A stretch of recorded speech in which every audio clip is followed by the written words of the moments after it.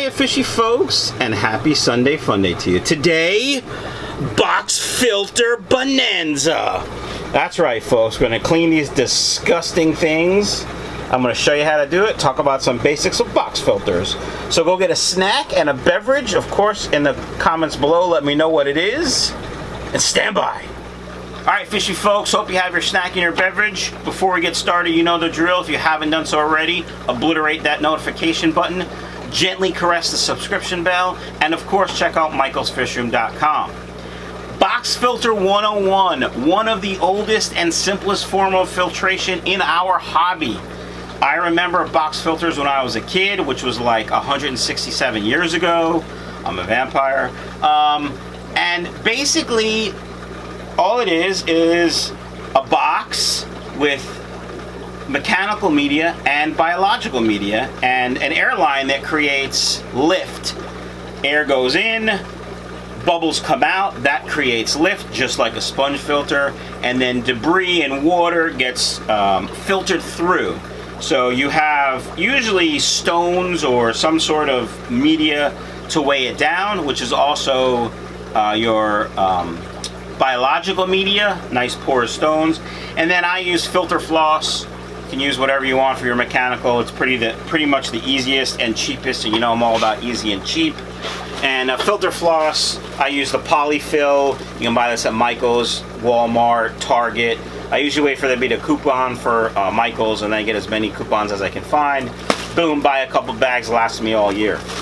The next question you're gonna ask me, or you're thinking to yourself, is, Mike, how often do I clean a box filter? Is it like my hang-on back filter where the manufacturer says to clean it every month when they're replaced with new cartridges?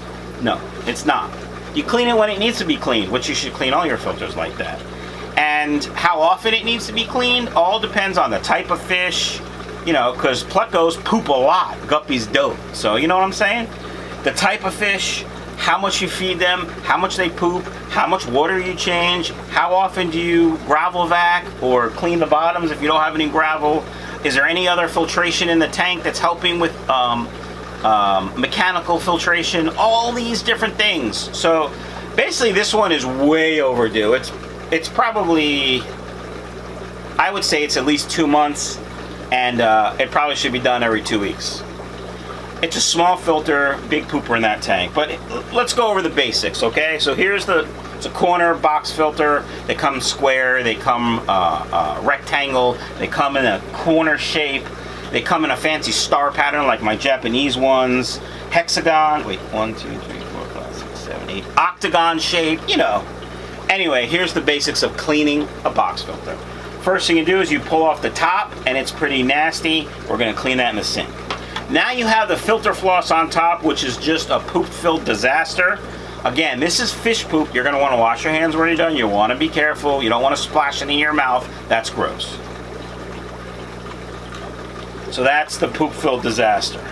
Then at the bottom are rocks. And now what the rocks do is weigh it down, and they're also biological media. I have different kinds of rocks in all my things. Some of them are the really porous, whatever these are called, from whatever company. Some of them are just regular rocks. I break up lava rock sometimes. The issue with lava rock and box filters, while I love it as a biological media, it's actually pretty light. So sometimes it doesn't weigh the box filter down. So here's what we do. We're gonna pour these rocks out. We're gonna clean them. Now, you should clean them in dechlorinated water, which luckily I happen to have in the fish room. If you use water from the tap, you're gonna kill the biological beneficial bacteria. Wow, you're gonna kill the beneficial bacteria and throw your tank into a mini cycle. So, either clean it in dechlorinated water or don't clean it at all. It's that simple. I'm gonna use dechlorinated water. Stand by.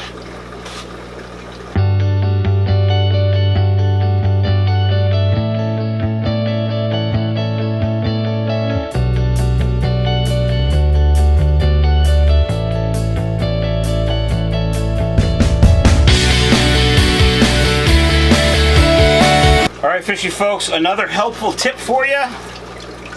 Use a big net, pour the rocks in the big net, pour the dechlorinated water over it, boom, clean. That's what I do. That's how I roll.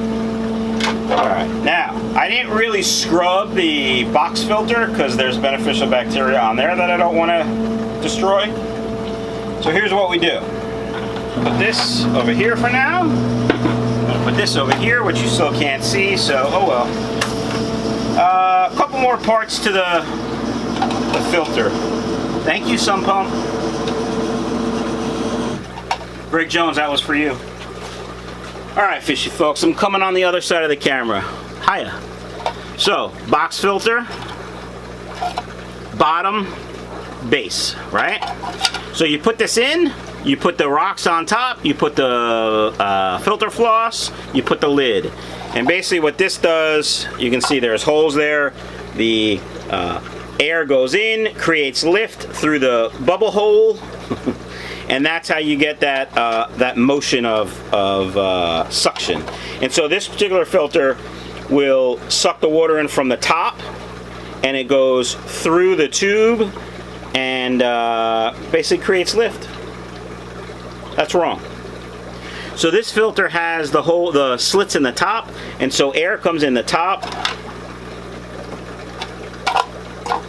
Air will come in this tube and create bubbles through this tube, which is what creates lift.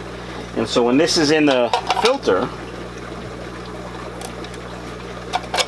like this, bubbles come in, creates lift through here, water gets sucked in through here, through your mechanical media, and then your biological media, and then boom, filtered water. All right, let's build this thing back together. First thing you gotta do, put rocks in. Usually I spill these all over the place. Yep. Good thing I'm consistent. Now, again, you can use whatever you want for these rocks. I happen to use whatever I have lying around. Some of these rocks are special rocks, meaning their whole purpose is to be porous for beneficial bacteria, like this one. I don't know if that's the C-Chem one or whatever it is. Some of them are just porous rocks, and then some of my filters I do use lava rock, of course. Alright, I'll put a link to this polyfill if you want to buy from Amazon. It will be an affiliate link, so if you click it and buy something, I make like, I don't know, half a penny. If you click the link and buy anything on Amazon, I make like 2 pennies, I don't know. Oh. So, filter floss, polyfill, you just kind of fill it in. I put as much as I can fit. And the lid still stays on. And just a couple things to note here. The polyfill, or mechanical filtration, also works as biological filtration. Filtration, nice. I'm not having a problem, I swear. What the Jesus is going on?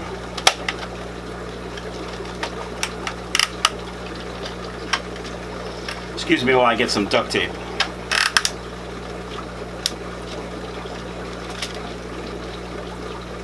Alright, we're good. Alright guys, I'm going to clean the Japanese box filter. Why don't you guys hang around, let's watch that. Here's the Japanese box filter. Lots of snails. Chewy loves snails. Alright, this one is pretty much the same thing, just a different shape. There is a little bit difference to these guys. When they're new, they have like a tube in there, and I don't know if you can see it because it's so mucky, and like an air stone. This one has lava rock in it, as you can see. I'm gonna clean these rocks the same way. Dump them in. Bring them over. Oh.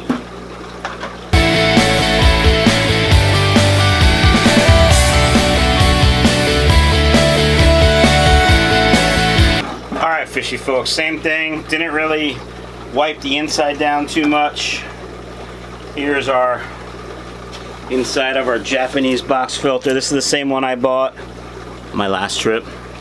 So here's the little air stone. Here's the fancy doohickey to hook it up. That's a technical term, doohickey, look it up. And this one has the slits on the bottom. It doesn't have that insert. So basically the air is through here. It goes through the biological media first and then the mechanical media. I'm actually going to switch that around. I'm going to put the filter floss on the bottom and see what happens, because that's probably better. Throwing an audible. Calling an audible. I'm not a football guy. I just thought that sounded good. Apparently, I'm an idiot. So we'll put some filter floss, and we dropped all our our biological media back in the water, because that's how we roll. And we're gonna put some lava rock. Lava rock is fantastic in my opinion for media. And we're gonna put these rocks, try not to spill them all over the place. And again. Alright. This one also has these fancy clips to hold it in place. I'll put a link to my Japanese box filter video. Should be good. Alright folks, stand by. I'm going to install them back in Chewy's tank and we're going to see how they bubble. Alright? Stand by. Stand by. Don't go anywhere. I'll be right back. Promise. Alright fishy folks, you can see the bubbles have increased, which means the efficiency has increased. And we'll just move some of this food out of the way. And Chewy's checking it out. He tried to bite me when I put my hand in there. He should know not to bite the hand that feeds him, but he's just a fish. He doesn't really care. Anyway, fishy folks, I'm going to go ahead and gravel vac his tank and leave it at that. So you guys have a great Sunday, and we'll see you on Wednesday for our next video. Don't forget to like, comment, subscribe, share, buy lots of fish, and just overall, don't forget to be cool. Have a great day. Nice cock.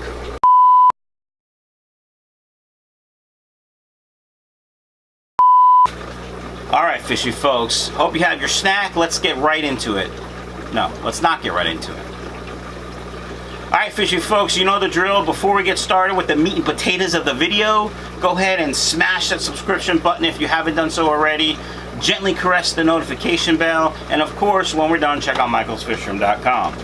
Alright, Box Filters 101. It's the simplest, maybe it's not as simple as a sponge filter. It's pretty damn simple though.